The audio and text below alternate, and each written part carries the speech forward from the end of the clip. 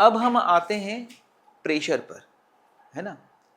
तो जब हम प्रेशर पर जाएंगे, ठीक है, कि प्रेशर क्या फिजिकल क्वांटिटी है, इसकी क्या रिक्वायरमेंट लगी, तो हमें अच्छा रहेगा, ठीक है।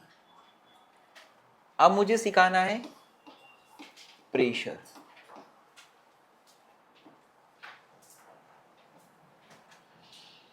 देखो,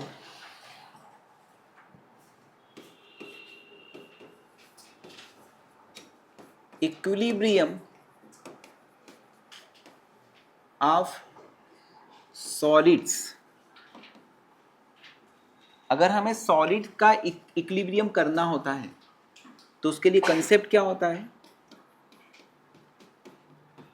net force is equal to zero. किसी सॉलिड का इक्विलिब्रियम बताना है तो उस पर हमें क्या बताना पड़ेगा? नेट फोर्स जीरो, है ना। Pressure is not well defined in the case of solid. क्यों? क्योंकि प्रेशर इज इक्वल टू होता है फोर्स अपॉन एरिया। जब हम दो सरफेसेस को कांटेक्ट में रखते हैं तो यहां पर एरिया में कौन सा एरिया होना चाहिए? Actual area is not equal to apparent area. जब एक हाथ के ऊपर दूसरा हाथ रखा जाता है तो ये एक्चुअल एरिया इन कांटेक्ट बहुत कम होता है as compare to apparent area, यानी कि पूरे पाम का एरिया। समझ में है? तो अगर यहाँ पर सॉलिड्स की बात करते हैं तो क्या होता है?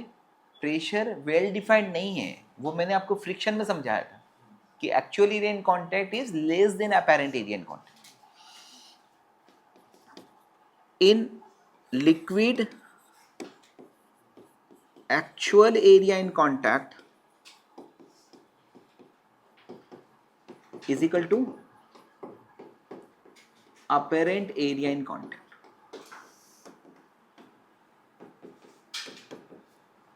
लिक्विड में क्या होगा? अगर मान लो कि एक लेयर है वाटर की, उसके ऊपर मैंने ऑयल की एक और लेयर डाल दी, तो एरिया इन कांटेक्ट क्या होगा? वेरी वेल डिफाइंड होगा। Therefore pressure term is used to describe equilibrium of liquid and gases. समझ में है? तो प्रेशर की नेसेसिटी जो है आपको सॉलिड्स में कहीं पे भी नहीं लिया मैंने। प्रेशर टर्म कहाँ पे लिया? लिक्विड में लेना शुरू कर रहा हूँ। तो यहाँ पर मैं सबसे पहले ये बता रहा हूँ कि प्रेशर यहाँ का वेल डिफाइंड है बेटा, क्योंकि एरिया वेल डिफाइंड। आया समझ में? अब अगर मान लीजिएगा कि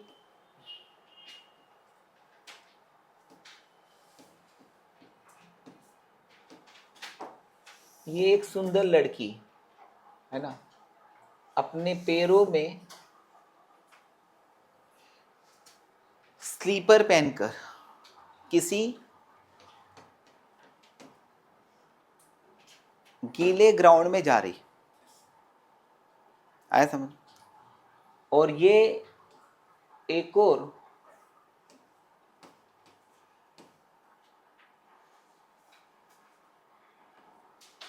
लड़की अपने पैरों में हील वाली सैंडल पहन के जा रही है ना।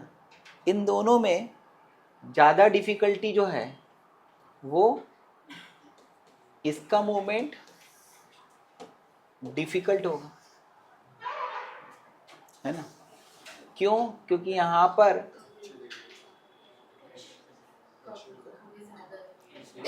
स्लीपर यहाँ पर पेन रखी उसने, उसको चलना जो है, क्योंकि उसका वेट तो सेम ही है दोनों लड़कियों का, है ना, लेकिन यहाँ पर प्रेशर जो है वो कम एग्जर्ट होगा, और वहाँ पर क्या बोलते हैं उसको, तूने खाई है? चलो उसको क्या बोलते हैं, हाई हील वाली सैंडल, है ना। तो वो क्या होगी, उस समय उसका पॉइंटेड एंड होने के कारण जो है वो ग्राउंड के अंदर इंसर्ट होती जाएगी, और ग्राउंड के अंदर इंसर्ट होती जाएगी, तो या तो उसको वहीं पे खड़े रहकर डाइटिंग करके चलना चाहिए, या फिर क्या करना चाहिए, चलना ही नहीं चाहिए, ठीक है, क्योंकि ग्राउंड तो अपना नेचर के हिसाब से क्या करेगा, उसको चलने में डिफ़िकल्टी करेगा। और डिफ़िकल्टी क्यों हो रही है, क्योंकि यहाँ पर एरिया कम होने के कारण क्या होगा, वो इजीली इंसर्ट होगी। इसीलिए एक नेल को इंसर्ट करना इजी होता है एज़ कम्पेयर टू अगर एक रॉड को हम किसी दीवार के अंदर इंसर्ट करेंगे, उसको बार बार हैमर से मार कर। तो कुल मिलाकर यहाँ पर सॉलिड्स में थोड़ा सा ये एग्जांपल लेकर मैंने आपको बताया कि प्रेशर नॉट ओनली फोर्स, इन दोनों के लिए फोर्स क्या होगा, वेट होगा, ये क्या होगा, सेम है, लेकिन इसको चलना डिफिकल्ट क्यों है, क्योंकि इसके पैर जो है वो इंसर्ट होते जा रहे हैं कीचड़ के अंदर, समझी। अब उसके बाद में बेटा प्रेशर मुझे समझाना है ना, क्या समझाना है, प्रेशर। तो average pressure is equal to क्या होता है, फोर्स अपॉन एरिया, ठीक है, आया समझ, ये होता है एवरेज प्रेशर, ठीक है। लेकिन यहाँ पर प्रेशर इज इक्वल टू क्या होगा, pressure at a point, at a point is equal to क्या होगा, limit delta A tends to zero, delta F upon delta A, that will be D F upon D. तो pressure at a point is equal to क्या होगा, उस point पर एक छोटा सा एरिया ले लो, और उस एरिया पे लगने वाला फोर्स क्या हो गया, डी एफ। जैसे यहां पर ये एरिया हो गया डेल्टा है, इस पर फ्लूइड जो है फोर्स क्या लगा रहा है, डेल्टा एफ, है ना। लेकिन अगर मैं इस सेक्शन का ये पॉइंट लेता हूं, तो इस पॉइंट पर फोर्स हुआ डी एफ, और इसका एरिया क्या हुआ, डी, तो वो उस पॉइंट पर प्रेशर होगा, ठीक। तो प्रेशर क्यों हुआ, और प्रेशर कहाँ पे लगा, प्रेशर किसके कारण लगा, फ्लूइड के कारण, उस सरफेस के ऊपर normal force divided by that area. आया समझ में, एज जितना स्मॉलर एरिया लिया जाएगा उतना ही क्या होगा, वो प्रेशर एट ए पॉइंट को डिनोट करेगा। अब इसके बाद में ये सब है ना, एग्जैक्टली लिखने की चीज़ें नहीं हो सकती, क्योंकि आपको समझना है, ठीक है, और वो समझा कर मैं पूरा के पूरा बोर्ड आपको दे देता, ठीक। मोस्ट ऑफ द लोग जो है वो क्या बोलते हैं कि आपको जो हम लोग दिखा रहे हैं वही लिखते जाइए, बहुत है, ठीक है, लेकिन अगर आप इस चीज़ को बार बार एक दो बार करोगे ना, तो वो कंसेप्ट बहुत क्लियरिटी से क्लियर होते जाते हैं। अब उसके बाद में आता है कि direction of force exerted by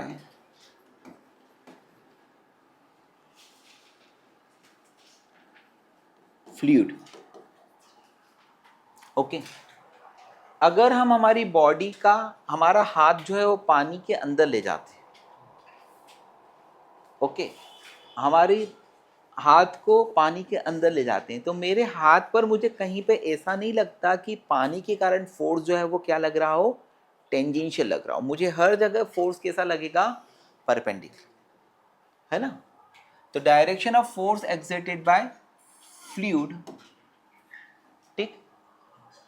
मैंने एक एग्जांपल बताया, अगर आप पानी के पूरे अंदर अपनी पूरी बॉडी को, समुद्र के अंदर आप स्विमिंग कर रहे हो, बहुत अंदर डेप्थ में है, तो आपके पूरे ईच एंड एवरी पार्ट पर आपको अपने फेस पर हर जगह जो फोर्स लगा हुआ दिखेगा वो क्या लगेगा, परपेंडिकुलर दिखेगा।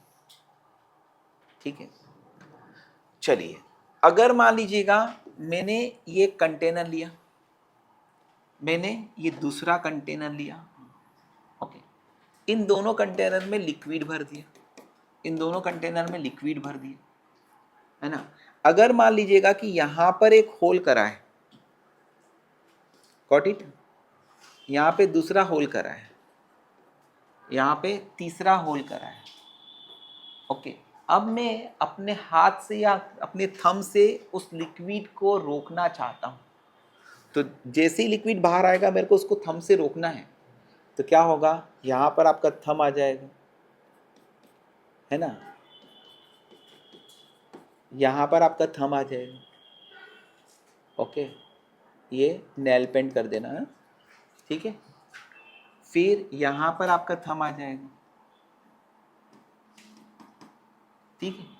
तो ये जो थंब है इस पे आप क्या फील करोगे, फोर्स परपेंडिकुलर फील करोगे, गॉट इट। फोर्स क्या फील करोगे, परपेंडिकुलर। तो मैंने अभी आपको एग्जांपल बताया था कि अगर हम हमारी बॉडी को पानी के अंदर ले जाते हैं, कोई बोलेगा कि सर मुझे डुबकी लगाने से डर लगता है ना, तो क्या होगा, उसको पता ही नहीं पड़ेगा कि फोर्स परपेंडिकुलर लग रहा है। एनीवे, तो इसलिए क्या करें, वो अंगूठे से इसको रोक कर देखे, जैसे ही अंगूठे को थोड़ा सा गैप लाएंगे ना, तो अपने को एकदम लिक्विड जो है ना वो थंब के परपेंडिकुलर फील होगा। जब हम रोक रहे हैं वहां पर तो भी वो परपेंडिकुलर लगता रहे। तो इसका मतलब ये है कि force exerted by fluid on a surface normally, है ना, नॉर्मली फोर्स एक्सर्ट होता है किसी सरफेस पर फ्लूइड के कारण। अब इसी को अगर हम माइक्रोस्कोपिक व्यू में देखते हैं, माइक्रोस्कोपिक व्यू में देखते हैं, ये हो गई एक वॉल। प्रेशर क्यों एग्जर्ट होता है, आप लोगों ने काइनेटिक थ्योरी ऑफ गैसेस जो है वो केमिस्ट्री में पढ़ लिया है। उसमें आपको प्रेशर के लिए फार्मूला 1/3 mnc² / v बताया होगा, उसका डेरिवेशन भी बताया होगा, और उसमें यह बताया होगा कि जो गैसेस के मॉलिक्यूल्स हैं वह वॉल पर जितना rate of change of momentum per unit time per unit area करते हैं वही प्रेशर होता है, ठीक है। अब क्या होता है कि यहां पर मॉलिक्यूल्स जो है वह क्या होते हैं, रैंडमली मूव होते हैं। जब ये यहां से टकराते हैं तो इसके बाद में वो क्या होते हैं, रिबॉन्ड होते हैं। रिबॉन्ड होते हैं तो इनका जो चेंज इन मोमेंटम ऑकर होता है वो कहां होता है, चेंज इन मोमेंटम इस डायरेक्शन में ऑकर होता है। मॉलिक्यूल का इधर होगा तो वो वॉल पर कितना इंपार्ट करेगा, इधर इंपार्ट करेगा, वॉल पर इधर इंपार्ट करेगा। तो वॉल पर चेंज इन मोमेंटम क्या होगा, नॉर्मली ऑकर होता है, इसीलिए thrust due to the fluid किसी भी सरफेस पर कैसा लगता है, नॉर्मली लगता है। आया समझ में। द सेम चीज जो है वो आपको काइनेटिक थ्योरी ऑफ गैसेस में केमिस्ट्री में भी पढ़ाया जाता है, ठीक है। वहां पर मॉलिक्यूल को जो 3 डायरेक्शन में मोशन होते हैं एक्स वाई जेड, उसके किसी एक डायरेक्शन का लेके बताते हैं कि वो मॉलिक्यूल इधर गया, टकरा कर रोक लोटा, तो जो भी उसका चेंज इन मोमेंटम होगा उसके equal and opposite change in momentum वो किसको इंपार्ट करेगा, वॉल को। वो change in momentum per unit time per unit area of cross section on the wall is the pressure. इस तरह से वो डेरिवेशन आता है। तो यहाँ पर मैंने आपको ये बताया कि this is a random molecule, ये जाया टकराया, तो इसका along the wall change in momentum क्या होगा, 0। यहाँ पर इसके अलोंग चेंज इन मोमेंटम क्या होगा, 0 अलोंग द, समझा। तो this is the microscopic view for the force exerted by fluid on any surface, ठीक है। अब प्रेशर आपने सीख लिया कि pressure is what, force acting per unit area, it is average pressure, क्योंकि किसी लार्ज एरिया में प्रेशर जो है वो अलग अलग पॉइंट पर अलग अलग हो सकता है, ओवरऑल अपन एवरेज प्रेशर की बात करते हैं। लेकिन अगर प्रेशर एट ए पॉइंट निकालना है तो वो क्या होगा, dF अपॉन dA होगा, ठीक है। अब उसके बाद में आपको यहां पर प्रॉपर्टीज ऑफ प्रेशर ये मैं बता रहा हूं।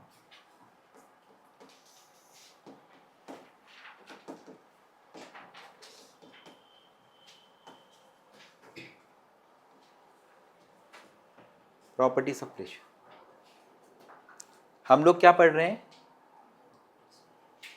क्या पढ़ रहे हैं, हाइड्रोस्टैटिक्स। हाइड्रोस्टैटिक्स में कहने का मतलब ये है कि लिक्विड जो है वो कंटेनर के विद रिस्पेक्ट टू कहाँ पर होना चाहिए, रेस्ट में होना चाहिए, ठीक है। और उसके बाद में यहाँ पर पहली प्रॉपर्टी है प्रेशर इज आइसोट्रोपिक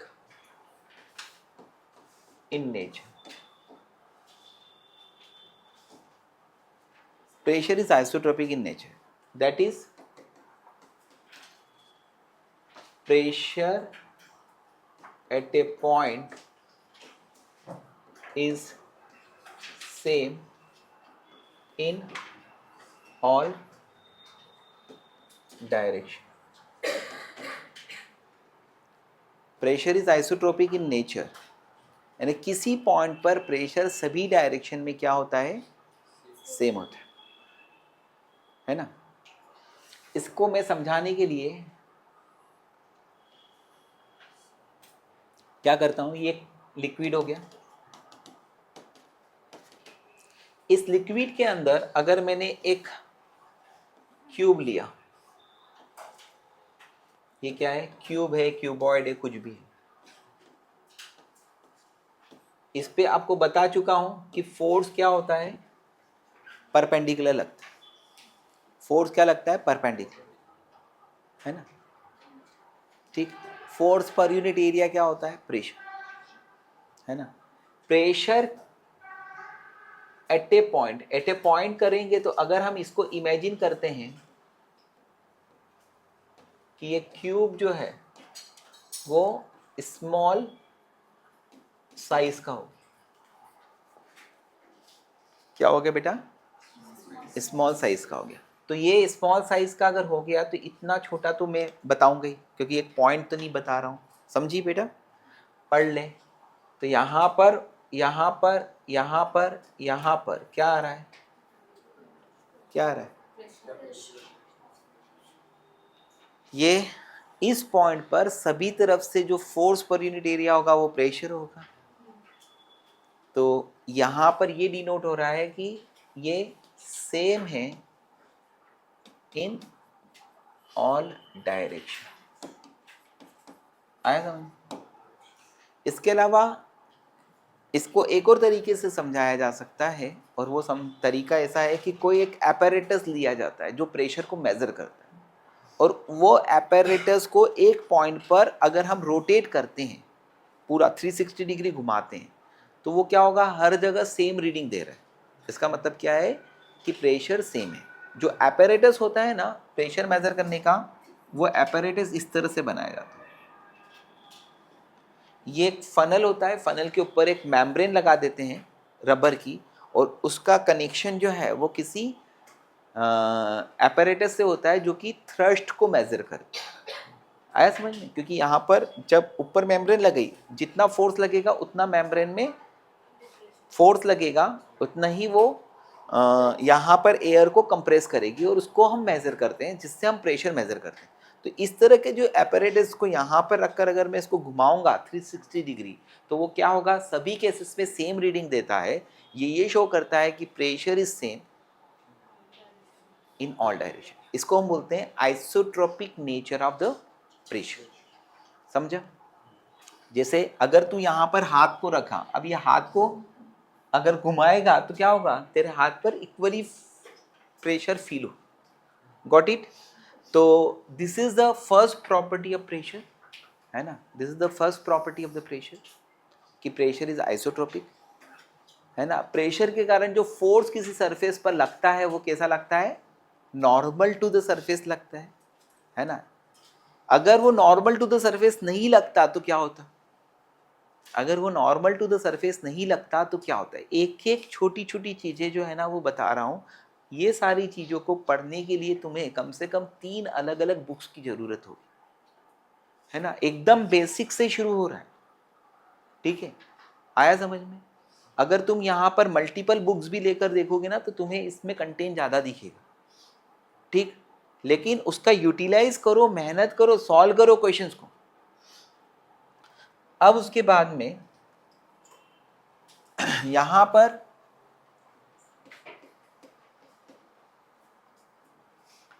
मुझे ये बताना है कि फ्लूइड के कारण प्रेशर जो फोर्स लगाता है किसी सरफेस पर वो क्या लगाता है, नॉर्मल।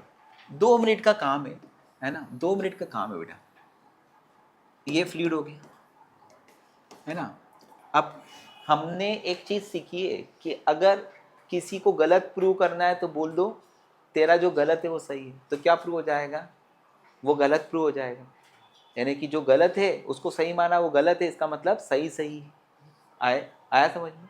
तो कुल मिलाकर अगर मैं ये बोलता आदिति कि फोर्स नहीं लग रहा है परपेंडिकुलर, चल, तो तूने बोला कि सर बड़ा मजा आएगा इसको सॉल्व करने में।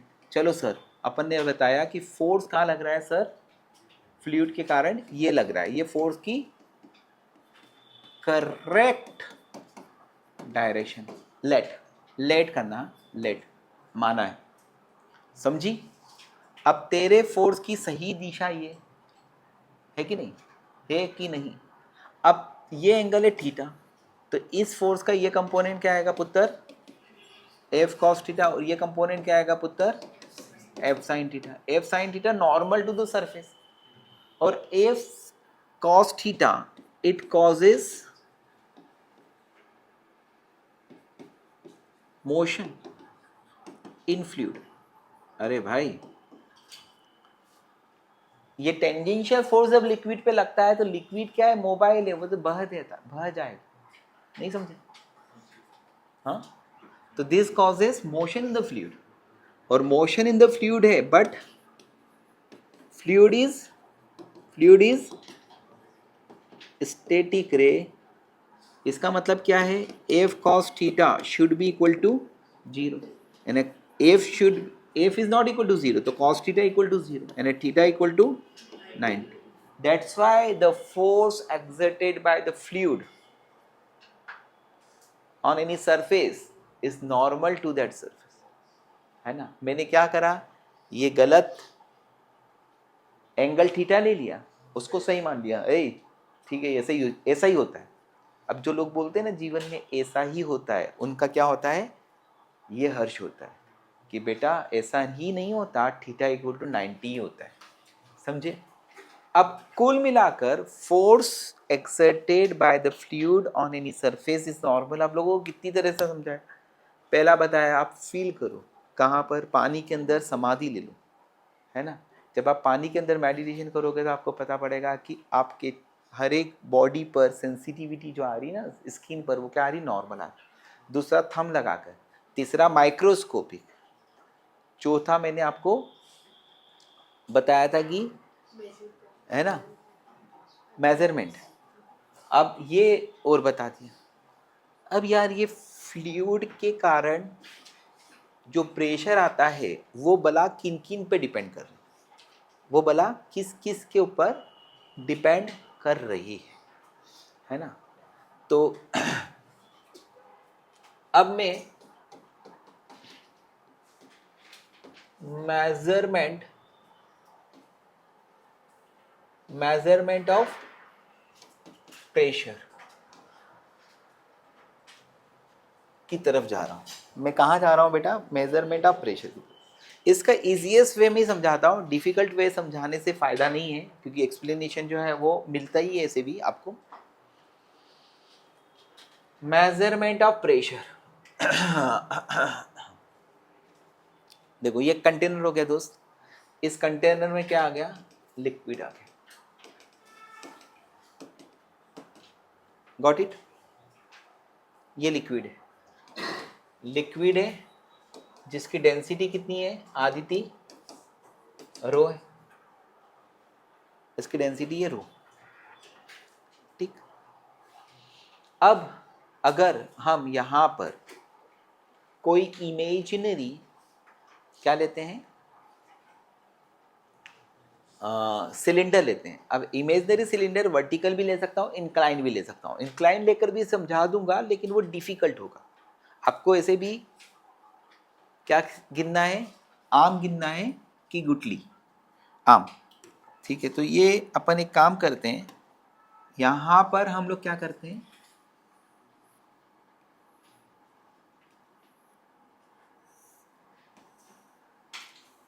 ये आ गया एक इमेजिनरी सिलेंडर। हमने लिक्विड के अंदर एक इमेजिनरी सिलेंडर सपोज करा, इसका एरिया ऑफ क्रॉस सेक्शन है dA, इसकी हाइट है dH। ये इमेजिनरी सिलेंडर ये काय में है, इक्विलिब्रियम में। किसके अंदर, लिक्विड के अंदर। जब ये लिक्विड के अंदर इक्विलिब्रियम में है पुत्र, तो यहाँ पर इस सरफेस पर एक फोर्स लगेगा, ऊपर वाला लिक्विड, ये सिलेंडर लिक्विड के अंदर इक्विलिब्रियम में है, तो ऊपर वाला लिक्विड जो इसके ऊपर लिक्विड है ना, उस पर एक फोर्स लगाता है F। नीचे वाला लिक्विड इस पर फोर्स लगाता है F2। इधर जो फोर्स लगते हैं, वो फोर्सेस क्या हो रहे हैं, ये कैंसिल आउट हो रहे हैं। ये फोर्सेस क्या हो रहे हैं, कैंसिल आउट हो रहे हैं, क्योंकि ये कर्व पार्ट पर इक्वल एंड अपोजिट लग रहे हैं।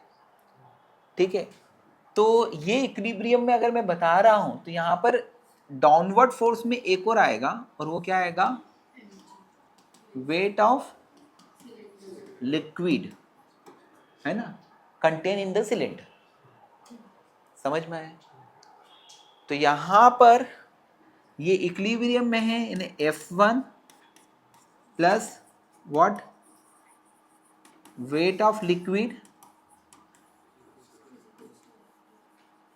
Contained in cylinder is equal to F2। पुत्र फोर्स किसके बराबर होता है, pressure into area. Let the pressure here is P1, let the pressure here is P2, है ना। नीचे डेल्टा H आए ना, तो प्रेशर जो है वो क्या हुआ, P1 प्लस DP होगी। समझा बेटा, वहां पे प्रेशर P1 था, नीचे का प्रेशर क्या हुआ, तो डेल्टा H नीचे गई ना बेटा, तो क्या हुआ, P1 प्लस DP हुआ। तो F1 किसके बराबर होगा पुत्र, P1 इंटू DA। वेट किसके बराबर होगा, volume into density into G is equal to F2 कितना होगा पुत्र, P1 plus DP into DA। कुछ समझता, बिल्कुल समझता, है ना। This is in equilibrium. तो क्या हो गया यहाँ पर, वॉल्यूम किसके बराबर होगा, DH into DA into rho into G is equal to P1 DA cancel हो गया, तो क्या आया, DP इंटू DA। DA ने DA को चाटा मारा, तो क्या आया, DP upon DH is equal to क्या आया, rho g. DP upon DH is equal to क्या आया, रोज। ये बताता है कि प्रेशर का rate of change with depth किसके ऊपर डिपेंड करता है, density of the liquid and acceleration due to gravity. ये बताता है कि rate of change of pressure with depth, इसको हम बोलते हैं प्रेशर ग्रेडियंट। वो किसके बराबर होता है, रो इंटू जी के बराबर। समझ गए, इतना कॉपी कर लीजिए। यस तो कुल जमाकर आप लोगों को मैंने कुछ चीज़ें बताई है जो आपको बहुत अच्छे से समझ लेना चाहिए। जैसे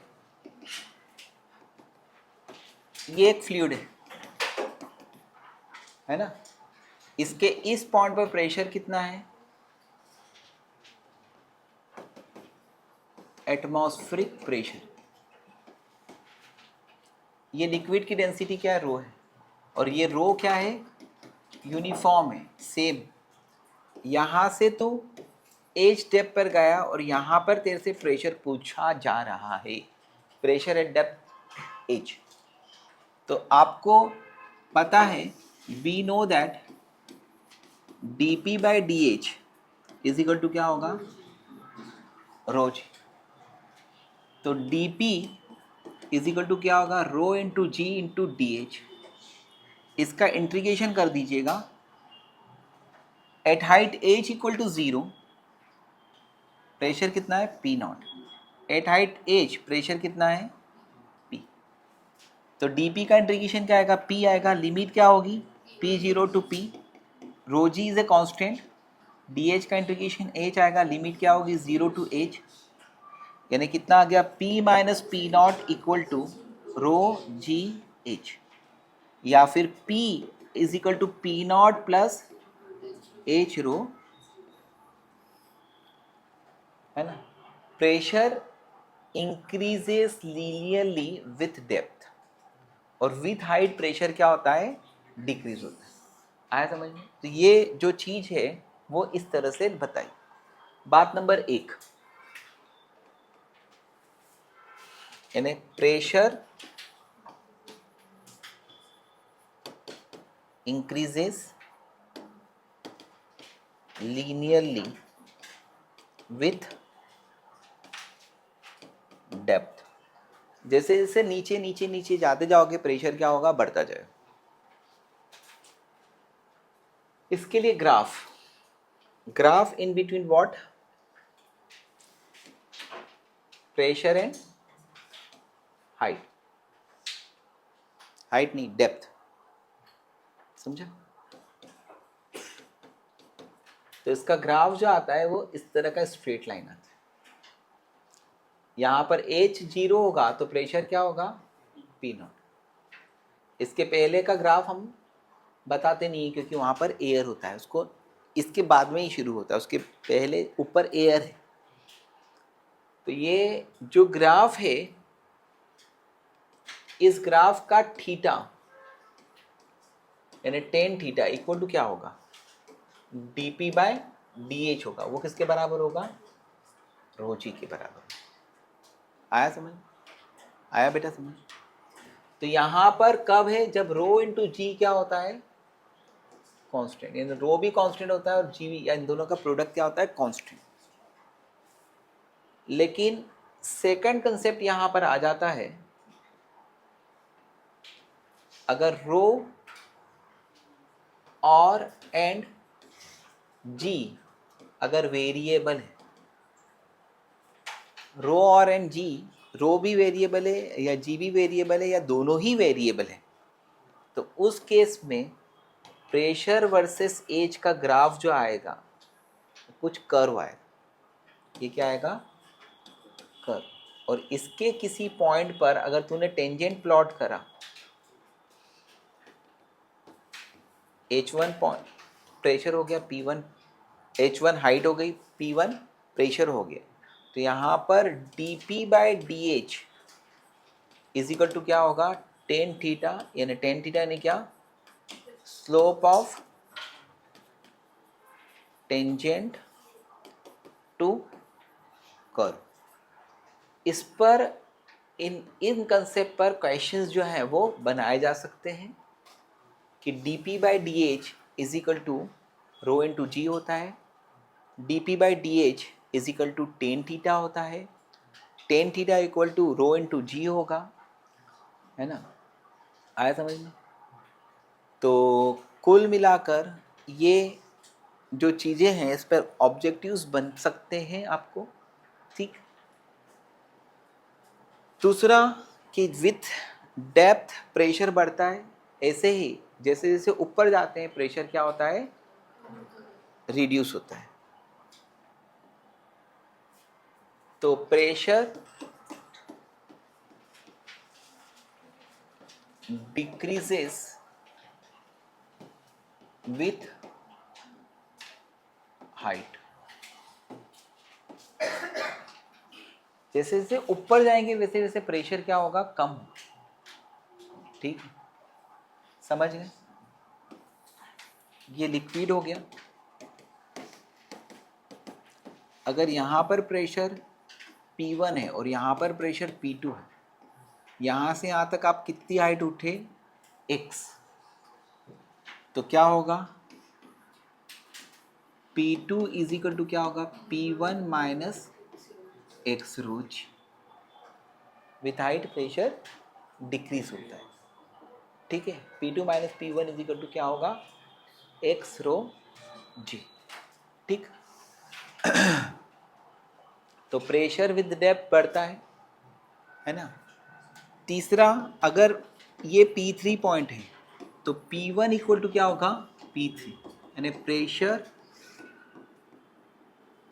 eight same horizon is same. Pressure एक सेम हॉरिजॉन्टल पोजीशन पे क्या होगा, सेम होगा। ठीक है, इसमें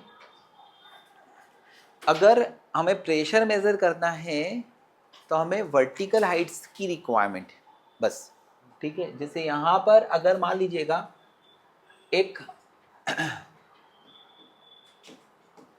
semi circular and vertical pipe मैंने लिया, सेमी सर्कुलर और वर्टिकल पाइप।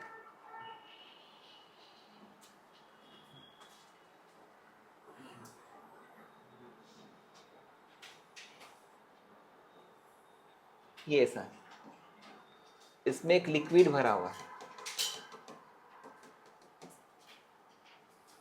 इसकी रेडियस है r,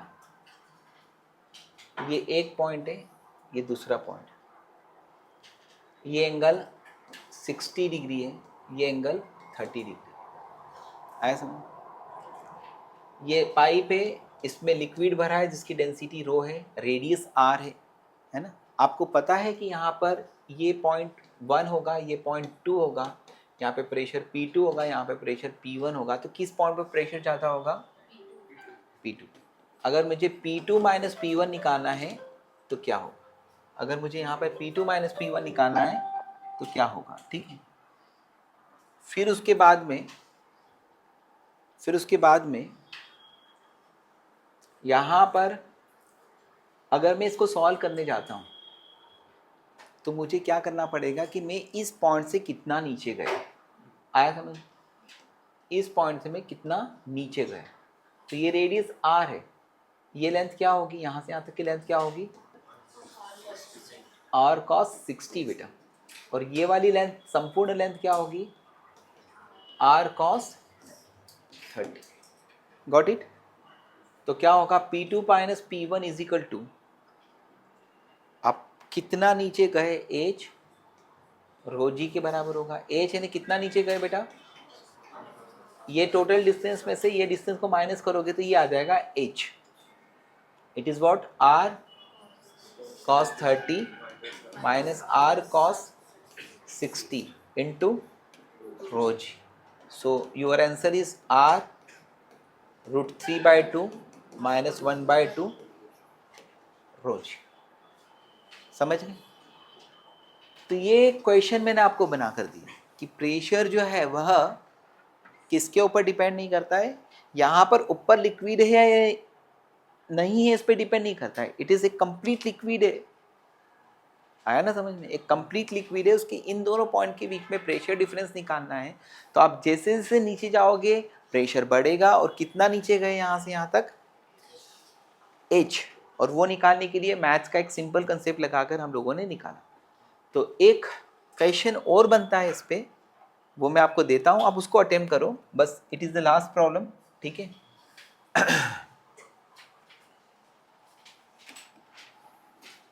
ये कंटेनर है, सॉरी एक इंक्लाइन प्लेन है, इसका angle of incline plane theta है।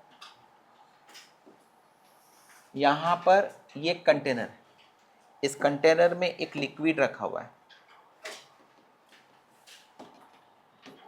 लिक्विड की फ्री सरफेस हॉरिजॉन्टली रहेगी, आप रख कर देखें, आया ना तो ये कंटेनर हो गया, इसमें ये हाइट गिवन है h2, ये हाइट गिवन है h1, गॉट इट, ठीक है, आया समझ में।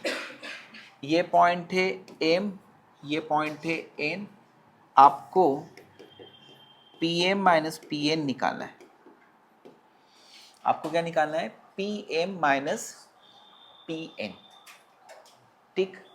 In terms of h1 h2 भी आंसर हो सकता है, या इस क्वेश्चन में अगर ये लेंथ l गिवन है तो इन टर्म्स ऑफ l भी आंसर हो सकता है।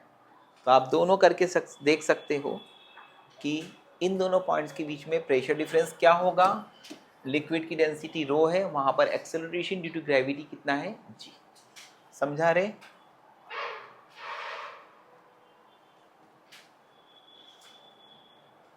करिए सवाल। यस बेटा, तो ये एक क्वेश्चन जो मैंने दिया था वो बहुत सिंपल क्वेश्चन था, है ना।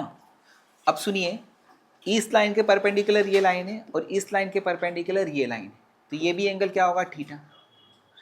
ओके, इसको आगे एक्सटेंडेड भरा हुआ मानो, इस लाइन के परपेंडिकुलर ये लाइन है और इस लाइन के परपेंडिकुलर ये लाइन है, तो ये भी एंगल क्या होगा, थीटा।